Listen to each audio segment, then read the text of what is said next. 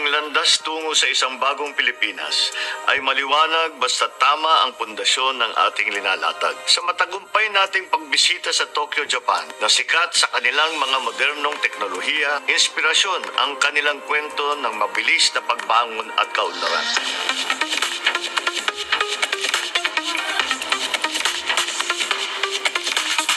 Nitong nakaraang linggo ay ginanap ang ating official visit sa bansang Japan.